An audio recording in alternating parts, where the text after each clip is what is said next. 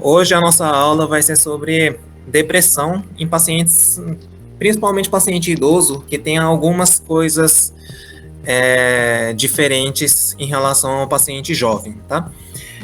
Primeira coisa que a gente vai ter que saber em relação à depressão é o seu diagnóstico, né? E o problema em relação à depressão, na realidade, é que tem muita gente que não consegue diferenciar direito a depressão com a ansiedade generalizada. Aqui são os critérios que a gente considera em relação à diferença entre depressão e ansiedade. O lado esquerdo, que está escrito o critério de sacada, é para depressão, e o lado direito a gente tem uma regra mnemônica que fala que é inquieto, irritado, até com sofá. Esse é em relação à ansiedade generalizada, tá?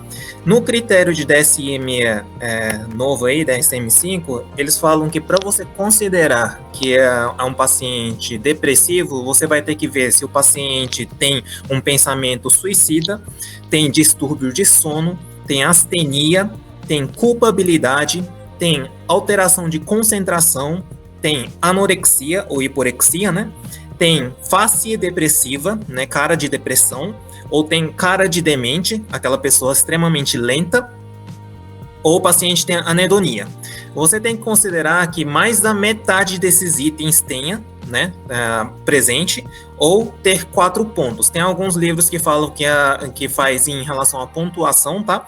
Sendo pontuado de 0 a 3, 0 não tem, 1 tem às vezes, 2 tem na metade das vezes, 3 tem em quase totalidade das vezes. Aí, se você pontualizar e tiver uma pontuação de 4 pontos, sendo que tenha pelo menos 2 sintomas fundamentais, aí, nesse caso, você pode considerar que é um paciente depressivo.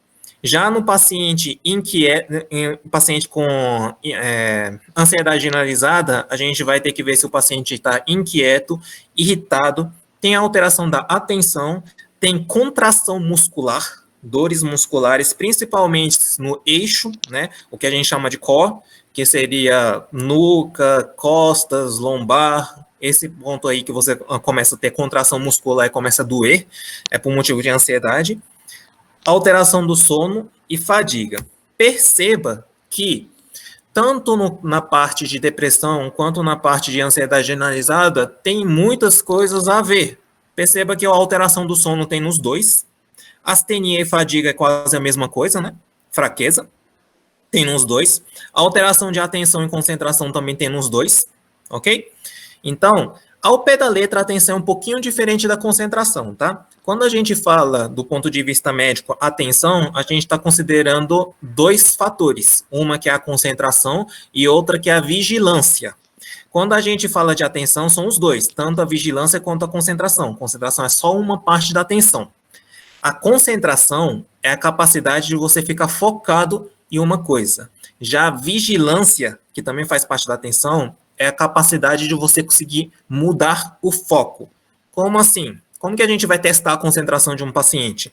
Você pede para contar junto contigo, né, falar o número contigo junto. Por exemplo, se eu falar uma sequência 59242, a pessoa tem que conseguir repetir esses números, tá? Na ordem direta. Ou você repete 5, né, consegue repetir 5 números na ordem direta, né? Ou você consegue repetir 3 números em ordem indireta. Então, se eu falar, por exemplo, 1, 2, 3, repita comigo na ordem inversa, 3, 2, 1. Né? Repita a palavra, a sequência de números na ordem inversa. Aí você fala 5, 9, 2. A pessoa tem que repetir 2, 9, 5. Na ordem inversa, fala esses 3 números. Então, 3 números na ordem inversa ou 5 números na ordem direta. Isso para você saber se o paciente consegue ficar focado, concentrado. Isso é concentração, dentro da atenção, né?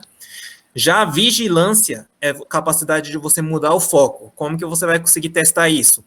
Você vai pedir para o paciente ver tudo que está ao redor do consultório. Pede para ver a mesa, pede para ver a cadeira, pede para ver a luz, como que está a luz acesa, apagada, se a luz é fosforescente, incandescente, né, amarelo ou branco, ok? Aí você pede para fechar os olhos e pedir para falar tudo que o paciente viu.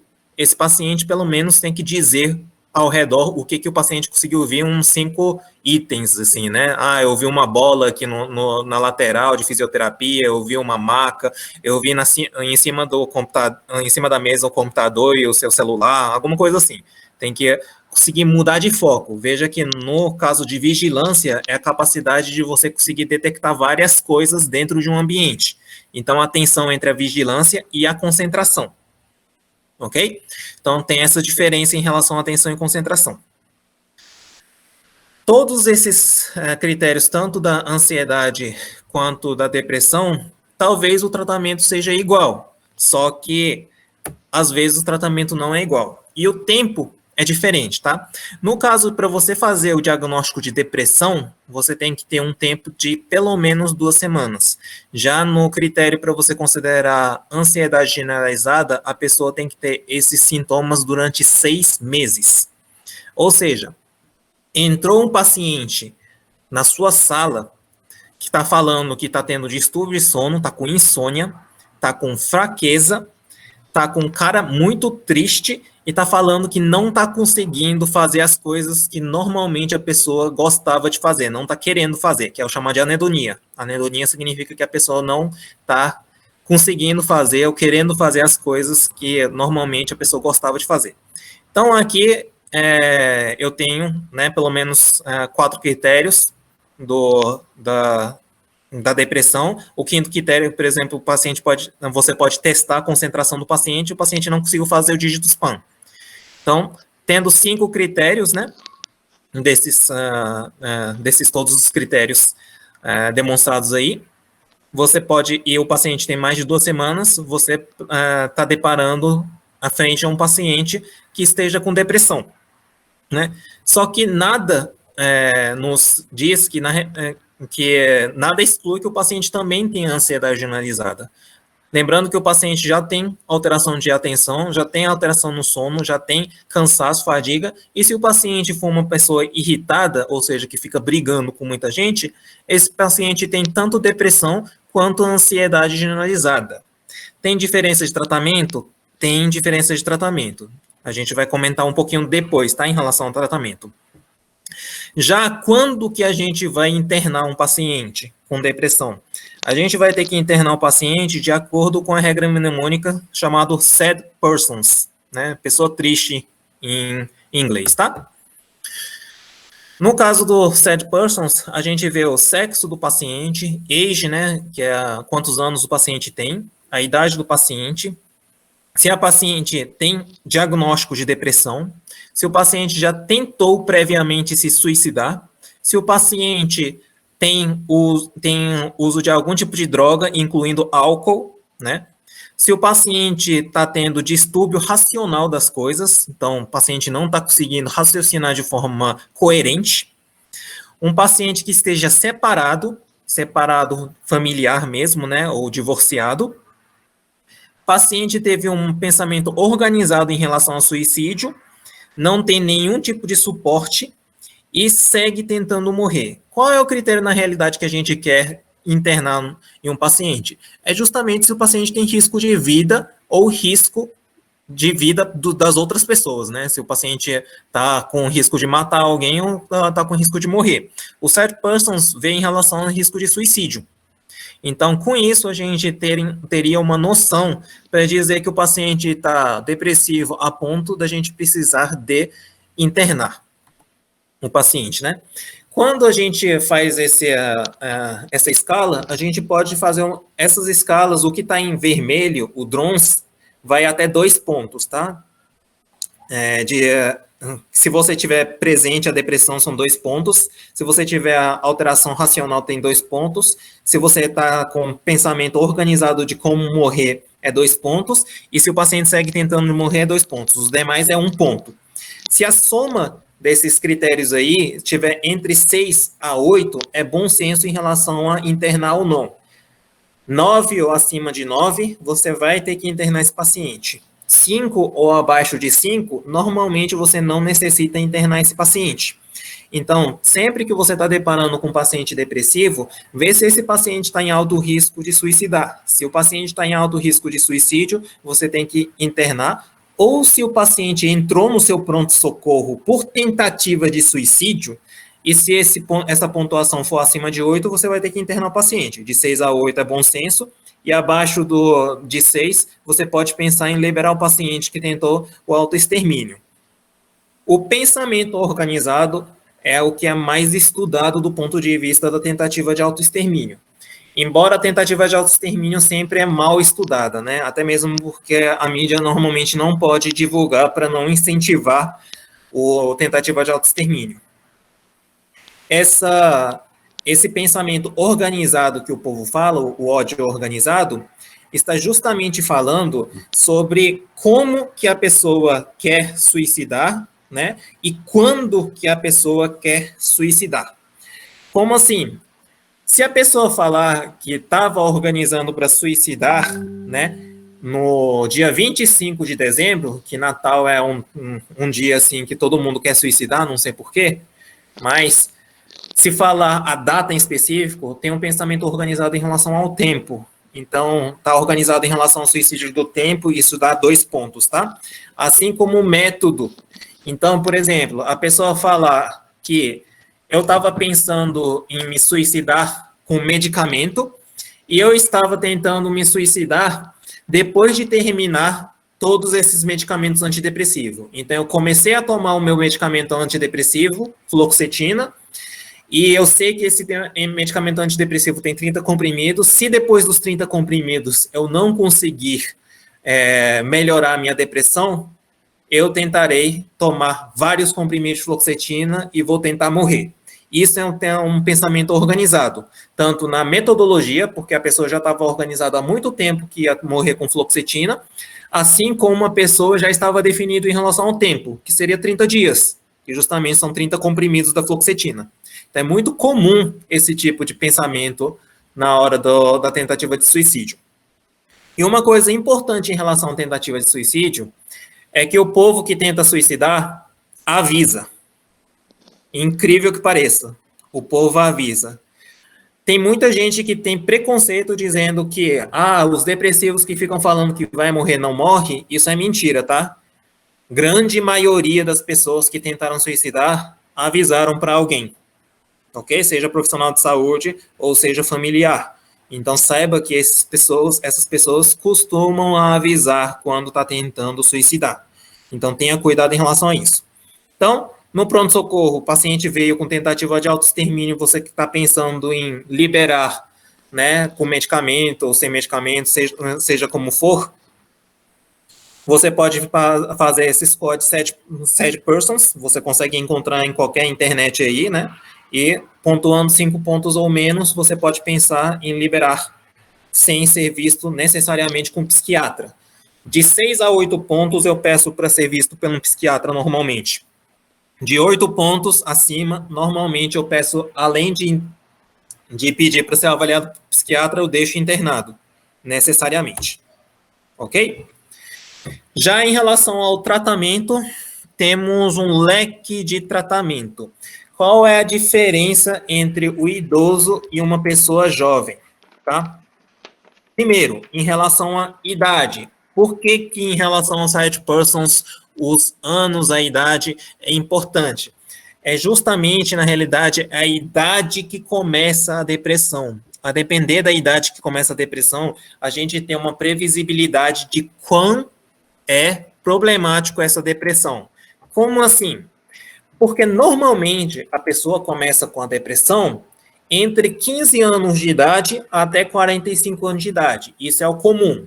E normalmente essas pessoas que começam a ter a depressão entre 15 a 45 anos de idade são pessoas que vão ter distúrbios, né, de receptores serotoninérgicos no cérebro.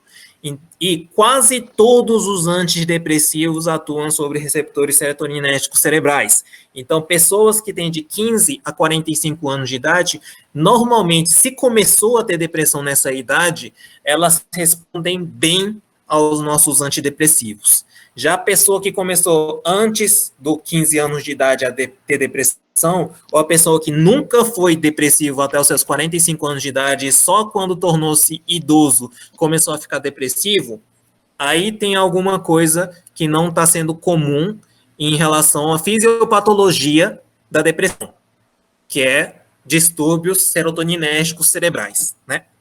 No caso do idoso, a depressão pode ser tanto causa quanto consequência de demência. A depressão e a demência são extremamente grudados. A pessoa pode estar depressiva por motivo da demência, né? Porque teve alguma alteração cerebral, lesão cerebral, que fez com que a pessoa ficasse extremamente ansiosa ou extremamente demente, seja por motivo de AVC, alguma coisa específica no cérebro, e logo essas lesões não vão ser reversíveis com sertralina, por exemplo, ou fluoxetina, que atua sobre receptor serotoninérgico, pode não ser, né, na realidade, pode ser difícil de se atuar, e, portanto, é uma pessoa mais grave, é uma pessoa mais difíceis de serem tratados, ok? E lembrando que alguns pacientes que vêm com diagnóstico de demência, às vezes é uma demência irreversível. Na realidade, é a depressão que está causando a demência. Esses tipos de pacientes normalmente já tinham depressão antes mesmo dos seus 45 anos de idade, tá? Normalmente são pessoas que já eram depressivos com seus 30 anos de idade, mais ou menos, e quando torna-se idoso, entra no seu consultório como se fosse demente, mas na realidade essa demência é uma apatia de pessoa depressiva. Às vezes você oferece antidepressivo e o paciente reverte a demência daquela pessoa, ok? Outra coisa que é diferente em relação a idoso, além de ser difícil de, às vezes, ser difícil de tratar se essa depressão é uma depressão que só começou após a 45 anos de idade, lembrando que vai ter vários depressivos idosos que sempre teve depressão, tá? Sempre era uma pessoa melancólica, triste aos seus 30 anos de idade e na sua fase idosa também é triste. Essas pessoas, na realidade, ficam até mais fáceis de tratar. Por que disso? Porque essas pessoas, normalmente os idosos, têm os rins e o fígado funcionando um pouquinho mal do que os jovens. Então, eles não conseguem limpar os medicamentos dentro do sangue. Então, o efeito do remédio costuma ser maior. Então, a dose do remédio costuma ser menor. A gente coloca uma dose pequena para os idosos, justamente porque o efeito costuma ser grande, se fosse uma depressão comum. Ok? Não, perceba que na lista eu não coloquei fluoxetina, nem amitriptilina, nem nortriptilina. São antidepressivos que tem na Secretaria de Saúde, o que vocês normalmente utilizam, né? Normalmente eu vejo que vocês utilizam fluoxetina, amitriptilina e nortriptilina justamente porque tem no posto de saúde gratuitamente, fácil de pegar. Qual é o problema disso?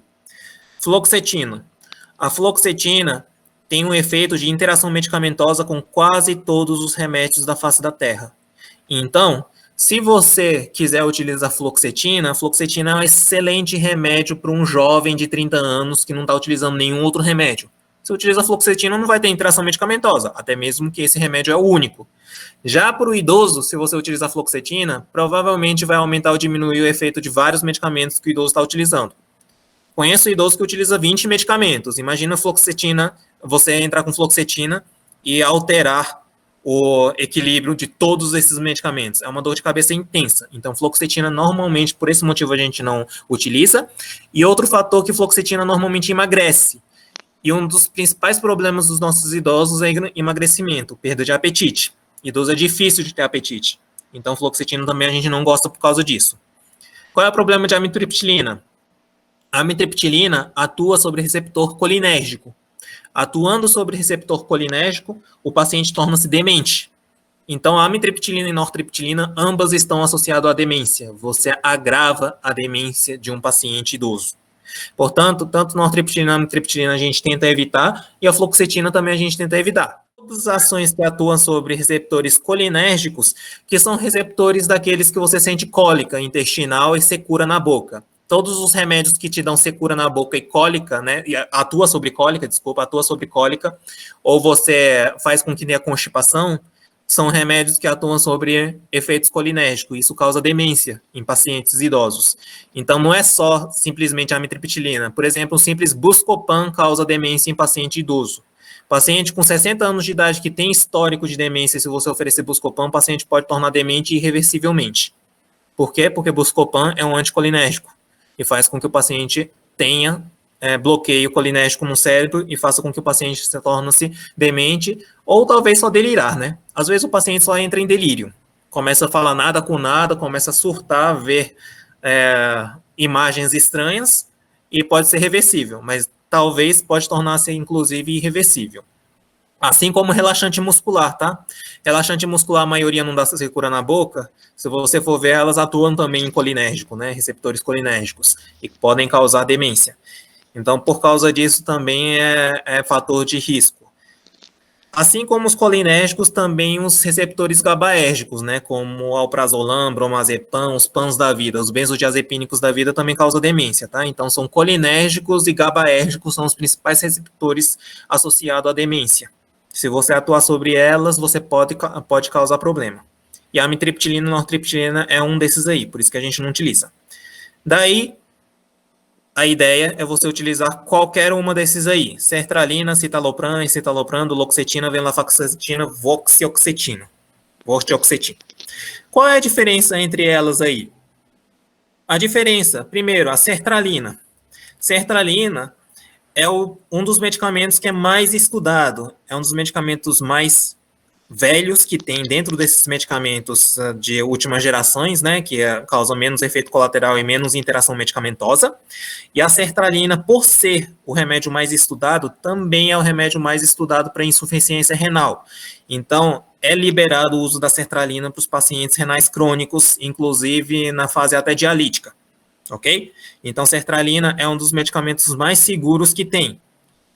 A sertralina tem um fator muito melhor em relação à depressão do que em relação à ansiedade, certo? Então, mais do que para ansiedade, é bom você utilizar a sertralina para depressivos e que tenha função hepática com função renal alterada. Então, essa seria a principal indicação de sertralina. O citalopram, ela não só atua sobre os receptores, né, serotoninérgicos, atua em receptor histamínico. Então, o citalopram, por atuar em receptor histamínico, a histamina, como qualquer anti-alérgico, você sabe que o anti-alérgico dá um pouquinho de sonolência. Em outras palavras, acalma um pouquinho a pessoa. Então, a citalopram é muito mais favorável para os pacientes que tenham síndrome ansioso. Então, se você acha que o paciente é muito mais ansioso do que depressivo, é melhor você utilizar citalopram. Se você achar que é muito mais depressivo do que ansioso, é bom você utilizar sertralina. O problema do citalopram, que é um dos mais cardiotóxicos. Então, se o paciente tem alto risco de arritmia, o citalopram não é uma boa indicação. O escitalopram é o citalopram com menos efeito colateral. Só que o escitalopram tem menos efeito histamínico também, então ceda um pouquinho menos. Só que se você pensa em um paciente que dá bem com citalopram, só que está com medo de problemas cardíacos, você pode pensar em uso do escitalopram. Dentro da sertralina, citalopram e escitalopram, que são os que é mais utilizados, né? O escitalopram é o único que tem gotas. Então, pessoa que tem disfagia que não consegue tomar em comprimido, você pode utilizar o escitalopram, que uma gota equivale a 1 miligrama. Então, você tem o escitalopram 20 miligramas por ml, né, que cada gota equivale a 1 miligrama. Então, você pode oferecer em gotas. Isso é bom do escitalopram. Só que o escitalopram gotas, se alguém já experimentou, e eu já experimentei, né, só para saber o gosto mesmo, é horrível. Então, saiba que esse gosto aí não é nada agradável não, mas pelo menos dá para dar, né? Dependendo da pessoa. Assim como é bom para dar via sonda. Então, paciente que está com gastrostomia ou sonda nasogástrica, alguma coisa assim, talvez o escitalopram seja uma das melhores opções. A duloxetina e a desvenlafaxina são chamados de duais. Por que são chamados de duais? Porque atuam em dois receptores. Tanto a duloxetina quanto a desvenlafaxina atuam sobre receptor noradrenérgico. Se atua sobre receptor noradrenérgico e faz com que aumente a noradrenalina, qual é o problema disso? Se aumenta a noradrenalina, vai aumentar a pressão do paciente. E, teoricamente, não seria muito bom para o paciente muito ansioso. Então, de preferência, a duloxetina e desvenlafaxina também são para os pacientes que sejam depressivos, e já para os pacientes muito ansiosos é bom você evitar. Assim como é bom você evitar em pacientes hipertensos e taquicárdicos, que ela vai causar hipertensão e taquicardia, tá? Qual é o ponto bom de você atuar sobre receptores noradrenérgicos? Porque o receptor noradrenérgico também diminui a dor do paciente. Então, se o paciente está tendo dor crônica e você acha que o paciente é depressivo por causa de dor crônica, a duloxetina pode ser uma opção para você. A duloxetina tem muito mais estudos sobre dores e acredita-se que a duloxetina é muito mais potente para dor do que a desvenlafaxina. Acredita-se que a desvenlafaxina seja uma duloxetina com menos efeito colateral, só que fraco, infelizmente, né? E a vortioxetina é o remédio mais novo que tem no mercado em relação a todos esses aí, pelo menos hoje, em 2020, né? Maio de 2020. Ela, teoricamente, tem estudos demonstrando que é superior a todos os outros remédios em relação à depressão. Mas essa superioridade é uma coisa mais, como que é muito recente, a gente não consegue afirmar com certeza absoluta. Não deu certo com os outros, você pode pensar em trocar por oxaloxetina, ok? Já os medicamentos à noite, tem a mirtazapina, quetiapina, alprazolam, bromazepam, que você pode pensar em utilizar. Problema, alprazolam e bromazepam pode causar demência, assim como pode causar dependência química. Normalmente são contraindicados todos os benzodiazepínicos para os pacientes idosos. Só que, a dependendo do caso, se você está vendo que o paciente, além de ansioso, tem pânico e quer machucar os outros, por motivo de proteção, talvez seja necessário o uso de alprazolam, bromazepam, dependendo de algum dos tipos de paciente. Mas, ao máximo, evita. Outra exceção que você pode pensar em uso de alprazolam e bromazepam são pessoas que estão tendo delírio tremens, que é por abstinência alcoólica. Então, pacientes que têm abstinência alcoólica vai ser a primeira escolha, por mais que seja idoso, vai ter que utilizar, ok? A mirtazapina é chamado de quadricíclicos. Quadricíclicos é como se fosse um tricíclico melhorado. Qual é o ganho da mirtazapina? A mirtazapina dá sono, ok? Ela tira normalmente sonho. Então, se a pessoa está tendo pesadelo, mirtazapina costuma melhorar o sono do paciente, porque além de te dar sono, ela vai tirar o pesadelo da pessoa, ok? Ela aumenta apetite. Então, basicamente, são pessoas que têm insônia, pesadelo e emagrecimento que você vai pensar em uso de mirtazapina. Outro fator positivo da mirtazapina, ela não atua sobre relação sexual. As outros remédios, todos elas vão broxar. Já a mirtazapina, ela não vai ter esse tipo de problema. E muitos idosos reclamam o uso de antidepressivo, inclusive param de tomar antidepressivo porque percebem que ficam impotentes. Portanto, se você está deparando com esse tipo de paciente, também a mirtazapina pode ser uma opção para você. Ok? Quetiapina não é um antidepressivo, tá? A quetiapina é um antipsicótico atípico.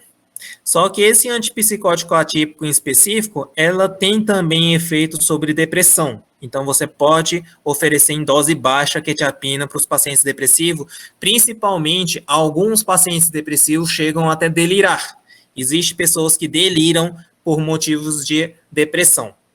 Alguns livros falam que a pessoa delirante, alucinações, depressivos costumam ser mais alucinações táteis e visuais, frente à esquizofrenia, que costuma ser muito mais auditivo, né, de você escutar comandos, no caso de esquizofrenia, e já no caso de depressão costuma ser muito mais comum vultos, alucinação visual ou sensação de que tem bicho na sua pele, né? Isso é mais comum. Isso é na literatura americana, tá? A literatura europeia, por exemplo, fala que não concorda com essa visão. Mas na experiência própria minha, pelo menos, eu vejo realmente que muitas pessoas com depressão têm muito mais alucinações tátil e visual do que auditivo. E se fosse alucinação auditiva, normalmente a alucinação auditiva não é uma alucinação auditiva complexa. O que é isso? É uma alucinação auditiva que a pessoa não consegue dizer se as vozes que estão escutando é homem, mulher, não consegue descrever o que o paciente está falando, só está escutando cochichos, que ele acha que está falando coisa mal dela. Ou seja, a pessoa não consegue descrever nada de conteúdo ou de tipo de pessoas que está falando contigo. Isso é uma alucinação simples. A complexa é quando você consegue descrever muito bem. dizendo, olha, eu estou escutando voz de um homem que está falando para eu matar alguém. Isso é uma alucinação auditiva complexa, que é muito comum em esquizofrenia, por exemplo, né? Ok? Quetiapina pode melhorar isso, né? E pode melhorar a depressão do paciente. Então, é uma escolha para esse tipo de paciente, ok? Se precisar de utilizar benzodiazepínicos, aí você vai ter que pensar em utilizar benzodiazepínicos de tempo de meia-vida curta. E o frontal, ou também chamado de alprazolam, é o de tempo de meia-vida curta, né? Lembrando que o diazepam, por exemplo, a depender do paciente, pode durar até 10 dias. Você dá um comprimido de diazepam num pronto-socorro, por exemplo, aquele diazepam pode estar durando dentro do corpo do paciente durante 10 dias. E isso é problemático, né? Então, a gente pode até ter erro de diagnósticos por causa disso. Então, por causa disso, você deve oferecer alprazolam, bromazepam, ao invés de clonazepam ou diazepam, que tem tempo de meia-vida muito longa. O alprazolam é como se fosse o equivalente a clonazepam em relação à dosagem. 0,25 de alprazolam equivale a 0,25 de clonazepam. A diferença é o tempo de meia-vida, que é curta no alprazolam. Já o bromazepam é como se fosse a versão de tempo de meia-vida curta do diazepam.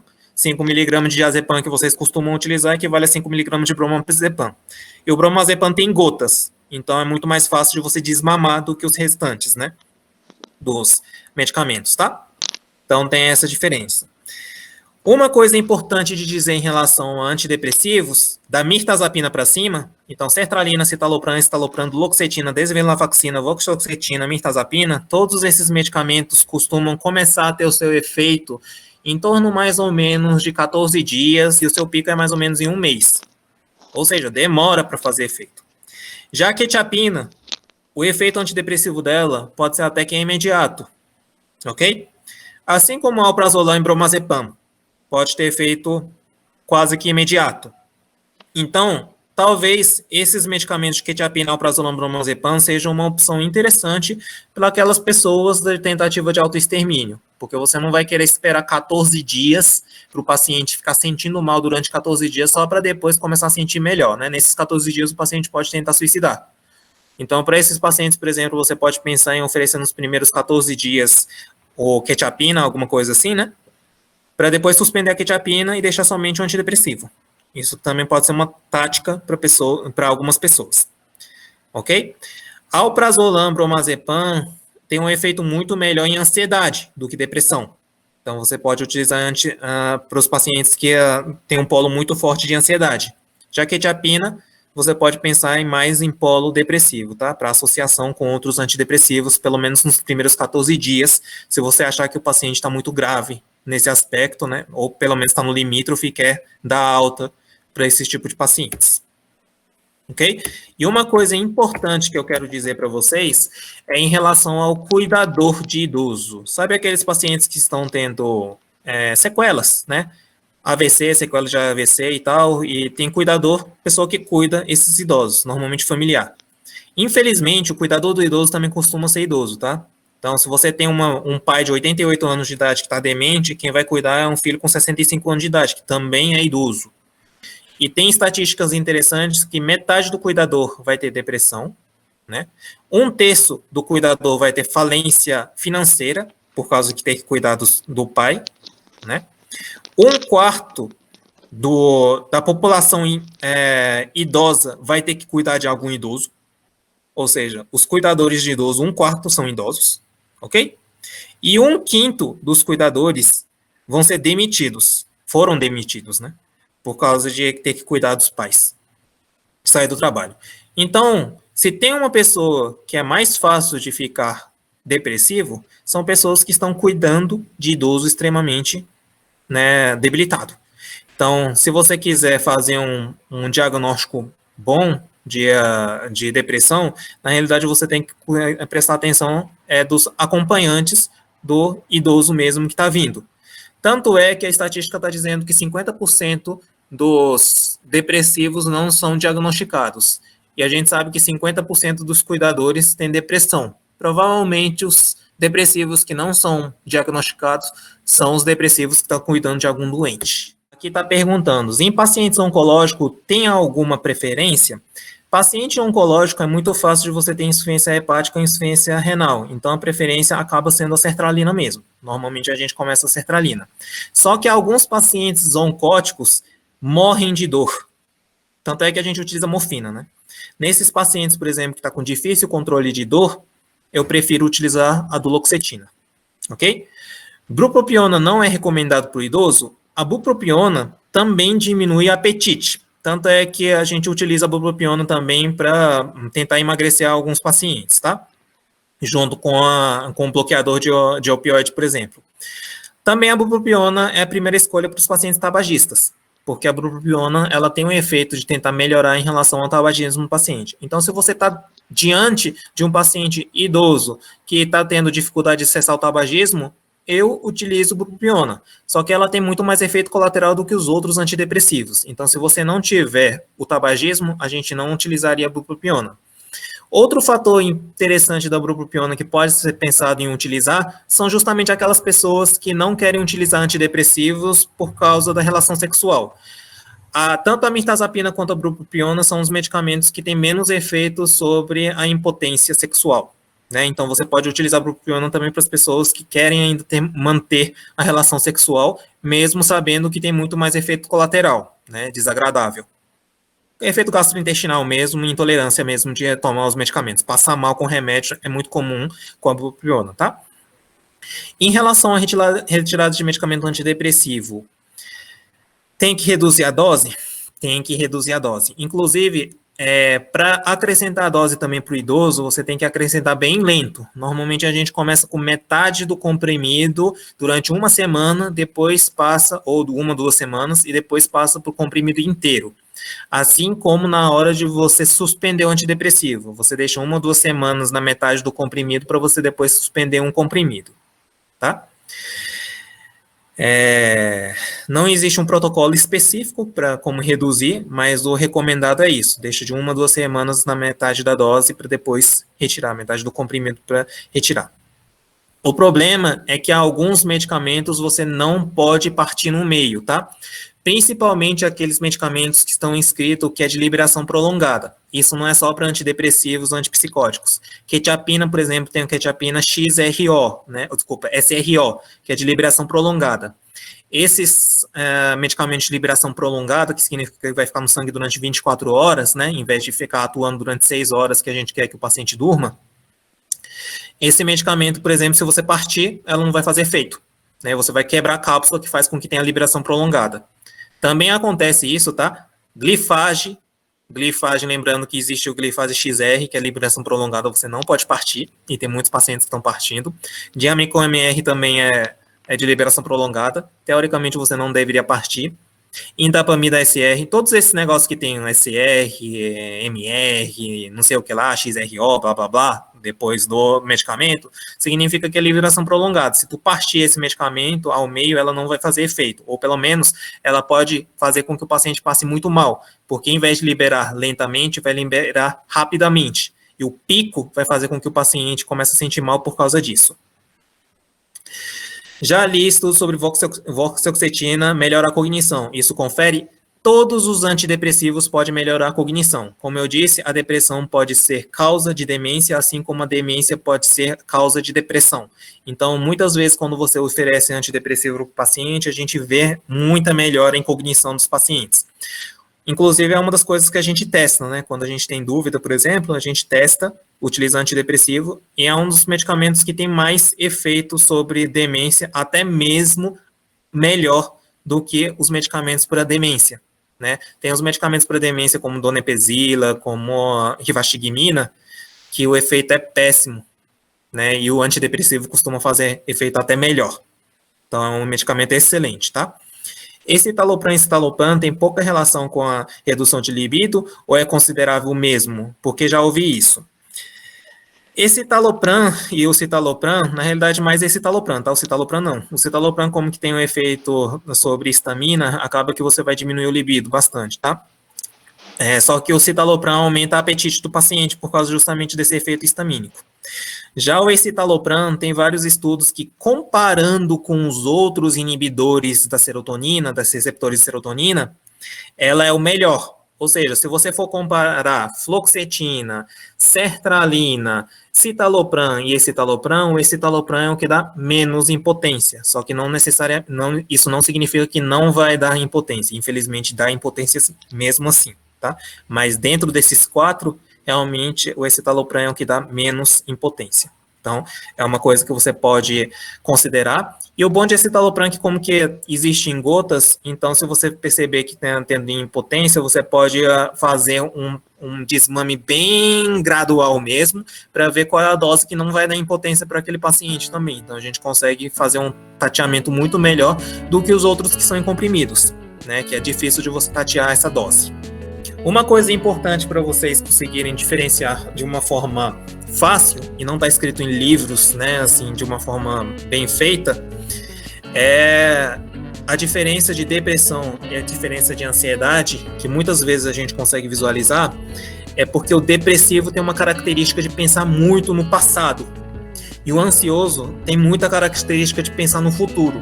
Então, uma coisa que você pode pensar, né, um macete que você pode perguntar para o seu paciente, é perguntar se o seu pensamento está mais no passado, remoendo coisas ruins que aconteceram no passado, ou se o seu pensamento está mais no futuro. Fica ansioso, com medo que alguma coisa mal aconteça no futuro. Isso é mais de polo ansiedade.